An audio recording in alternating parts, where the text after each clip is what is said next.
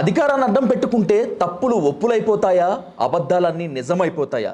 ఇది ఓ సామాన్యుడి ఆగ్రహం కాదు, ఓ సెలబ్రిటీ ట్విట్టర్ వేదికగా వెలిబుచ్చినటువంటి ఆవేదన. ఆమె డింపుల్ హైతి. ఈ రోజంతా కూడా ఇదే hot topic. Hyderabad traffic DCP Rahul Hegde అలాగే టాలీవుడ్ సెలబ్రిటీ డింపుల్ హైతి మధ్య ఉన్నటువంటి ఆ పార్కింగ్ వార్ ఎటు వెళుతుంది అనేటువంటి దానిపై చర్చించే ముందు అసలు ఈ ఇష్యూ వాళ్ళిద్దరి మధ్య నెలకొనటానికి గల కారణాలు ఏంటి, ఇది ఎటు దారి తీస్తుంది అనేటువంటి దానిపై చర్చిద్దాం. మనతో ఉన్నారు ఫిల్మ్ క్రిటిక్ దాసరి విజ్ఞాన్. విజ్ఞాన్, నమస్తే. నమస్తే. Welcome to white dream. Morning నుంచి అంతా కూడా మాట్లాడుకుంటూనే ఉన్నాం. This is the most viral and hot topic issue. ఏంటి, మీరు ఎవరి వైపు, హైతి వైపా లేదంటే కనుక నిజం? అది ఆ నిజం ఎవరి వైపు ఉంది? హైతి. ఎట్లా, హౌ కెన్ యూ సే, చెప్పండి. మొత్తం అది నెంబర్ 79 సమ్వేర్ అరౌండ్ మన హుడా ఎన్క్లేవ్, జర్నలిస్ట్ కాలనీలో హుడా అది ఉంది కదా, అక్కడ వీళ్ళది ఎస్ఆర్టీ ఎన్క్లేవ్ అపార్ట్మెంట్. అవి అంతే, అంటే 1111 ఉండే అపార్ట్మెంటే, పెద్దవే. దాంట్లో ఆయన ఉంటున్నాడు, ఈవిడ ఉంటుంది. ఓకే, అంతవరకు fine. They are staying together in, అంటే లైక్ నైబర్హుడ్ అపార్ట్మెంట్లు, ఒకే అపార్ట్మెంట్లో 2 ఫ్లాట్లు. పార్కింగ్ విషయం ఏంటంటే, ఈయన పార్కింగ్ ఎక్కడైతే ఉందో ఆ పక్కనే ఈ అమ్మాయి parking. Traffic DCP IPS Rahul Hegde parking పక్కనే ఈ అమ్మాయి పార్కింగ్, డింపుల్ హైతి పార్కింగ్. అందరివి పెద్ద కార్లే ఇవాళ రేపు ఆల్మోస్ట్. ఈయనది పెద్దదే, అది ప్రభుత్వ వాహనం అని ఆయన చెప్తున్నాడు. అండ్ దానికి ఒక డ్రైవర్ని కూడా ప్రభుత్వమే ఏర్పాటు చేసింది. ప్రభుత్వం ఏర్పాటు చేసిన డ్రైవర్ కూడా పోలీస్ కానిస్టేబుల్. వాళ్ళ వ్యవహారం అంతా. ఈయన రోజు కార్ పార్కింగ్ చేసిన తర్వాత ఆ కానిస్టేబుల్ డ్యూటీ ఏంటంటే ఆ కార్కు ప్రొటెక్షన్ అనమాట. మనకి బేసిక్గా అపార్ట్మెంట్లో పిల్లర్స్ మాత్రమే ఇచ్చి వదిలేస్తారు, గోడలు కడితే మనం వెళ్ళలేము, రాలేము. కాబట్టి ఈయనకి ఏదో ఒక బార్డర్ పెట్టుకున్నాడు, అంటే something special, I'm unique, I'm special లాగా ఆయన ఏదో తెలుసుకునేలాగా ఏం చేశాడు, రోడ్ల మీద పెట్టే ఈ కోన్స్ అండ్ డివైడర్కి, మనకి పెట్రోల్ బంక్ ముందు ఉండే ఉంటాయి కదా, వాటిని ఏమంటారు, cone type divider partitions, cement partitions, అవి కార్కి ఇట్లా ముందు ఆ పక్కన, అంటే ఆయనకు బౌండరీ గీసుకున్నాడు, ఇది నాది. పార్కింగ్ ఏరియాలో అందరికి ఇచ్చేది ఎంత, మహా అయితే 100 SFT అటు ఇటుగా ఇస్తాం, అంతే కదా. పార్కింగ్ ఏరియా పెద్దగా ఉండదు, 1200 అంతే ఉంటుంది. ఒక కార్ పట్టేంతగా, మహా అయితే ఒక కార్తో పాటు ఒక బైక్ పట్టేంతగా ఉంటుంది. ఒక బైక్ పట్టేంతగా. ఇవాళ రేపు అందరికీ 1 డేస్ 2 డేస్ ఉన్నాయి, లేకపోతే పెద్ద పెద్ద కార్లు ఉన్నాయి. ఏదైనా వాళ్ళ కన్వీనియంట్ని బట్టి పెట్టుకుంటారు. కొంతమంది అండర్స్టాండింగ్లో ఉంటే ఎక్స్చేంజ్ కూడా చేసుకుంటారు, మీది నాకు ఇవ్వండి, నాది మీకు ఇవ్వండి, ఇట్లా. అదొక టైప్. ఈయన ఎవరికి వినేటట్టు లేడు. అండ్ ప్రతి అపార్ట్మెంట్కి ఇవాళ రేపు ఒక సెక్రటరీ, ప్రెసిడెంట్, ట్రెజరర్ ఉంటారు, అండ్ అపార్ట్మెంట్ యాక్ట్ కిందకి. బట్ దీనికి మరి ఉన్నారో లేదో, లేకపోతే ఈయనే నేనే పెద్ద ఇది అనుకున్నాడో తెలీదు.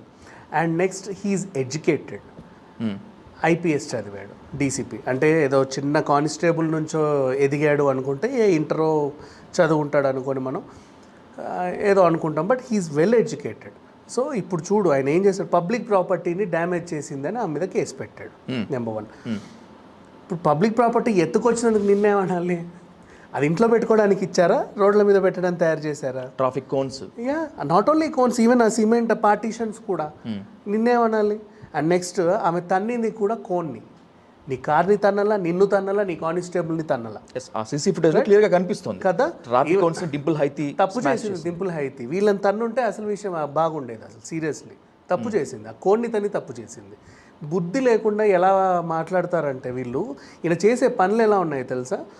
ఇప్పటి నుంచి కాదు, ఎప్పటి నుంచో జరుగుతుంది ఇది. ఆమె బాబు ఆ కోన్ అటు పెట్టు, నేను రాలేను. ఎందుకు రాలేను అంటే, కారు ఎవరికైనా ముద్దే, అవునా? చిన్న లైన్ పడ్డా మనకు ఆ పెయిన్ వాడికే తెలుస్తుంది, పక్కోడికి తెలుస్తుంది. చాలా నొప్పి ఉంటుంది. కొంచెం మీరు కారు మీద లైట్ పగిలినా ఏమైనా కూడా ఆ నొప్పి వేరు. లైన్ పడితే ఇంకా, సొట్టబడిన లైన్ పడిన వేరు, తెలుసు మనకి. నువ్వు అక్కడ పెడుతున్నావు, డౌన్ అట్లా రావాలి. అక్కడ నీది కోన్స్ నీకు ఇచ్చిన పార్కింగ్ ఏరియా కంటే నువ్వు ఇంకెక్కువ ఆక్యుపై చేస్తున్నావు. ఓకే.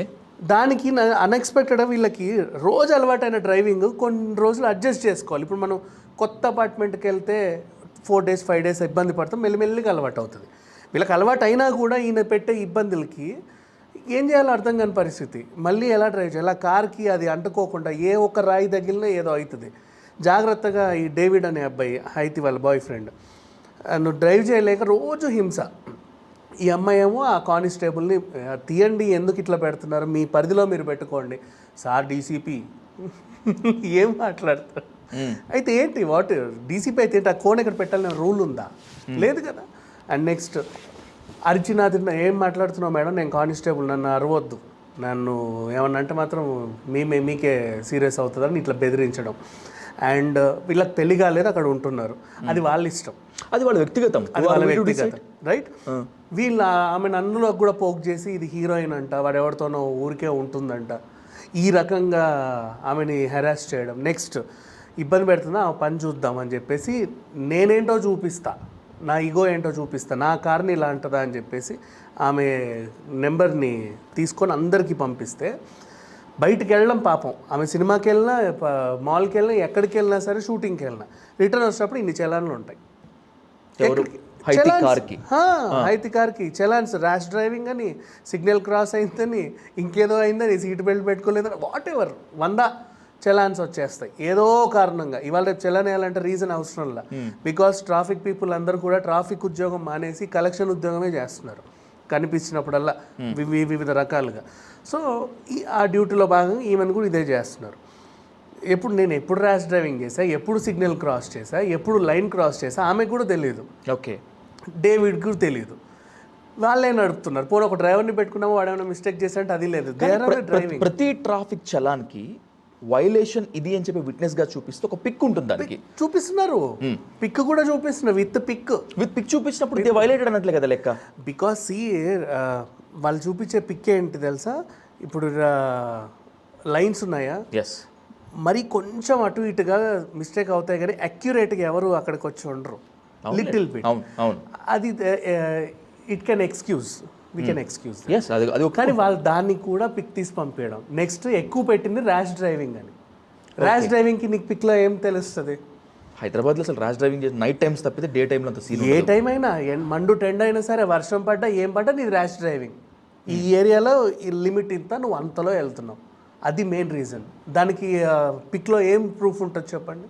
ఓకే, అదే ఇదంతా వాంటెడ్గా హైతీని టార్గెట్ చేస్తూ ట్రాఫిక్ డీసీపీ రాహుల్ హెగ్డే చేశారని చెప్పి అంతే కదా. మరి ఇప్పుడు అంత ర్యాష్ డ్రైవింగ్ చేయడానికి ఇక్కడ రోడ్లలో ఇప్పుడు కూడా మనకు జూబ్లీ హిల్స్ ఏరియా అంతా డివైడర్స్ పెట్టారు, అవునా? జర్నలిస్ట్ కాలనీ, మనం ఫిలిం నగర్ వెళ్ళి యూటర్న్ చేసుకొని అన్ని రావాల్సి వస్తుంది. ఇప్పుడు ఒక యూటర్న్కి మినిమం 1/2 కిలోమీటర్ తీసుకోవాలి. హార్డ్లీ 1 month నుంచో 2 months నుంచో ఈ వ్యవహారం ఉంది మనకి. ఇప్పుడే ర్యాష్ డ్రైవింగ్ ఎలా చేస్తారు? అక్కడే ట్రాఫిక్ అంతా నిండుకుంటుంటే, పైగా సిగ్నల్స్ కూడా ఉన్నాయి. Jubilee check post very big signal, and ఆ ఫిలిం నగర్ సిగ్నల్ అంతే. అక్కడ ఆ ఏరియాలో పోనీ, ఆ ఏరియా దాటి ఈమె ఎక్కడికన్నా వెళ్తుందా, పోనీ శంషాబాద్ ఎయిర్పోర్ట్లో వెళ్ళిపోయిందా, ఇంకెక్కడికన్నా వెళ్ళిందా, అది కాదు. ఇన్ సిటీ ఆ పరిధిలో తిరిగినప్పుడే ర్యాష్ డ్రైవింగ్ చేసేస్తున్నారు ఊరికే. దానికి ఏం మాట్లాడతాం చెప్పండి? ఈ కాలనీ లిమిట్స్ క్రాస్ చేసింది, అది క్రాస్ చేసిందని ఇట్లా పగ తీర్చుకోవడం ఫుల్ ప్లెడ్జ్డ్గా. ఓకే, ఇప్పుడు ఆమెని ఏం చేశారు, లాస్ట్కి ఒకరోజు కోపం కట్టలు తెంచుకొని తన్నింది కోన్ని. లే దూరం జరిపితే ఎన్నిసార్లు చెప్పాలి మీకు అని.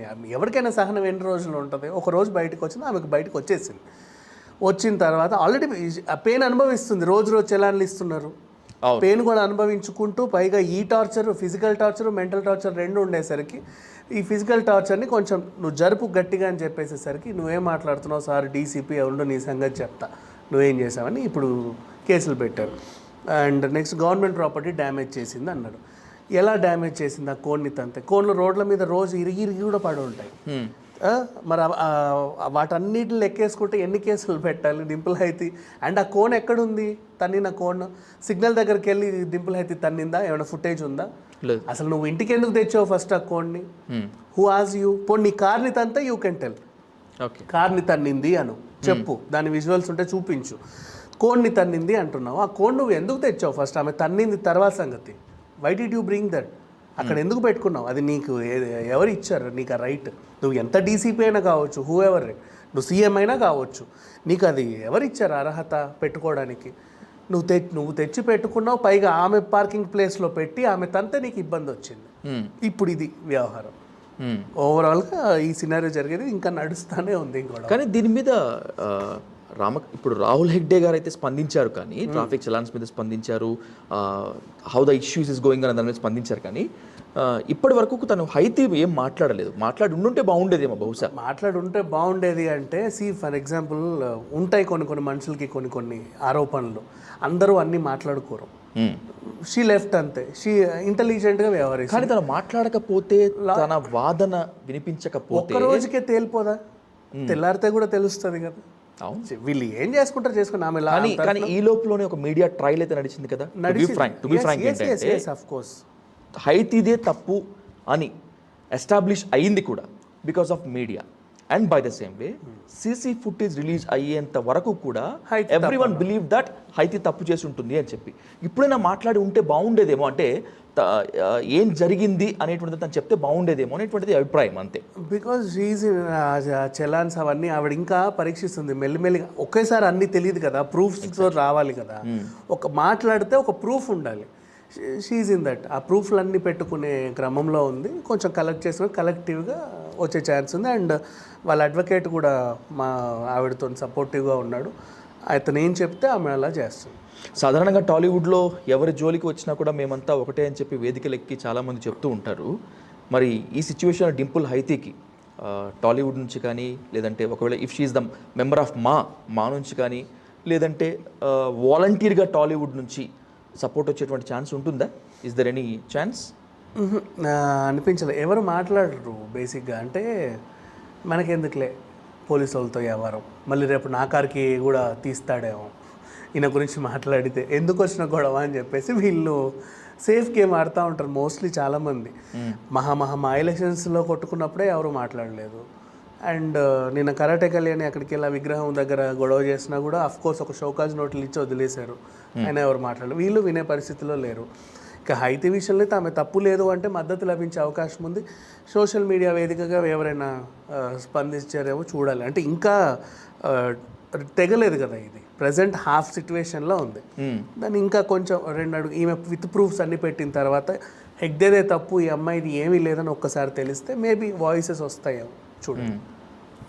Let's move on Vignan. నిజమే మీరు అన్నట్లు, తప్పు ఎవరు చేసినా తప్పే. అది ఐపీఎస్ ఆఫీసర్ చేసినా తప్పే, హైతీ చేసినా తప్పే. అయితే తప్పు ఎవరు చేశారు, దోషులు ఎవరు అని చెప్పి నిర్ణయించాల్సింది మనం కాదు. జస్ట్ వీ రిపోర్ట్, న్యాయస్థానాలు పోలీసులు దాన్ని చూసుకుంటారు.